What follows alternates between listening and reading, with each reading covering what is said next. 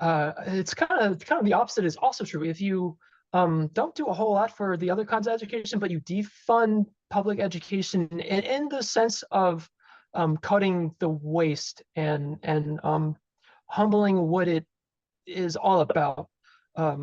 There's a lot of and a big push for more mental health coaches in schools, that they're increasing like the ratio of them in students so that there's one for a small number of students now, or at least that's the way that it's heading. So that's one way that schooling can be more focused on actual schooling. Of course, mental health, though, it is very important. I care about such things. I went through a time of depression in my own life. That is not really the objective of a school to me.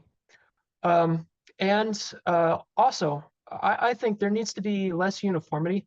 And unfortunately, this would mean amending the state constitution, because the state constitution is very clear and extremely explicit about how every It is, school and in the state has Mike to be talks about that extremely a whole lot. uniform.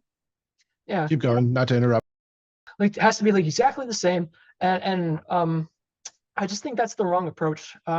I made a tweet once recently that I feel like funding should be mostly at the local level. So what that would mean for me is that I would want to gradually reduce spending at the state level. So in such a way that I really encourage local governments, cities, school districts to like kind of pick up some of the slack. I think the overall like impact of that is that there'd be a lot more democracy. This district over here is relatively well funded by the national average, and then this one is less so because the people don't want that there. Like, if it was very much decentralized, and there would be differences that are very good about, say, if another pandemic comes along and this school district here is very authoritarian, and the kids have to wear 2 masks, not 1. They have like the kid has to be entirely online or what have you. Then another school district just down the block and be like, no, we're not going to do things that way because that's just not how we feel here. And I really like that because to me it's liberty in a way that we all have the freedom to choose, but also that it appeases the demographics that are different. That everyone has different ideas about education, about how much should be funded and how to go about it, because it is a very complex subject.